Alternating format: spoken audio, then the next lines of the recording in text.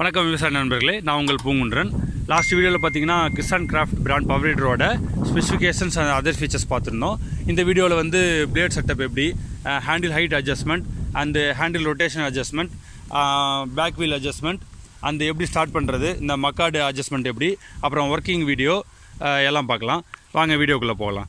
வீடியோக்குள்ளே போகிறதுக்கு முன்னாடி வீடியோ பிடிச்சிருந்துச்சுன்னா லைக் பண்ணுங்கள், ஷேர் பண்ணுங்கள், மறக்காமல் நம்ம சேனலுக்கு சப்ஸ்கிரைப் பண்ணுங்கள். ஏதாவது டவுட்ஸ் இருந்துச்சுன்னா கமெண்ட் பண்ணுங்கள். முதல்ல நம்ம பிளேட் செட்டப் பற்றி பார்க்கலாம்.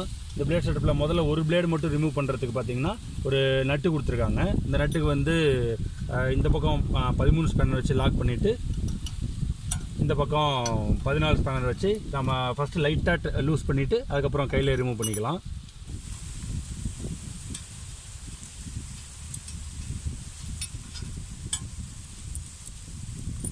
இந்த பிளேடு ரிமூவ் பண்ணியாச்சு. அதுக்கடுத்தது இந்த பிளேடு செட்டப் ரிமூவ் பண்ணுறதுக்கு இங்கே ஒரு காட்டர் பென் இருக்குது, அதை ரிமூவ் பண்ணணும்.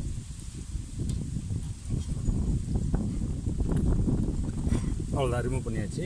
அடுத்தது இதில் பார் போடுற பிளேடு எப்படி போடுறது அப்படிங்கிறத பார்க்கலாம். இது பார் போடுற பிளேடு. இதுக்கு பார்த்தீங்கன்னா ஒரு லென்த்து காட்டர் பென் கொடுத்துருப்பாங்க. அந்த பெண்ணை போட்டால் மட்டும்தான் போட முடியும். சின்ன காட்டர் பென் போட்டோம்னா அது வந்து மிஷினில் இடிக்கும்.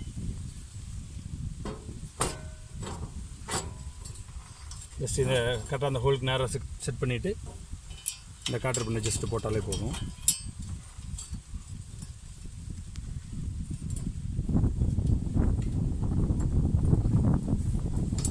அவ்வளோதான். அடுத்தது ஹேண்டிலோட ஹைட் அட்ஜஸ்ட்மெண்ட் பார்க்கலாம். இதில் வந்து மொத்தம் 4 டைப்ஸ் ஆஃப் ஹைட் அட்ஜஸ்ட்மெண்ட் இருக்குது. முதல்ல இந்த லாக் நட்டை லூஸ் பண்ணிவிட்டு இந்த லாக்கை ரிலீஸ் பண்ணணும். ரிலீஸ் பண்ணிட்டு நம்ம ஹைட்டுக்கு தகுந்த மாதிரி அட்ஜஸ்ட் பண்ணிக்கலாம். 4 டைப்ஸ் ஆஃப் அட்ஜஸ்ட்மெண்ட் இருக்குது. இதை நம்ம மேலே தூக்கிட்டு நம்ம ஹைட்டுக்கு தகுந்த மாதிரி இதை லாக் பண்ணிக்கலாம். அந்த லாக்கு ரிலீஸ் ஆகாமல் இருக்கிறதுக்காக ஒரு லாக் நட் கொடுத்துருக்காங்க. அடுத்தது ஹேண்டிலோட ரொட்டேஷன் அட்ஜஸ்ட்மெண்ட் பற்றி பார்க்கலாம். இதில் வந்து இதை வந்து நம்ம லூஸ் பண்ணணும். லூஸ் பண்ணிட்டு இதை நல்லா ரொட்டேட் பண்ணிக்கணும். ரொட்டேட் பண்ணிட்டு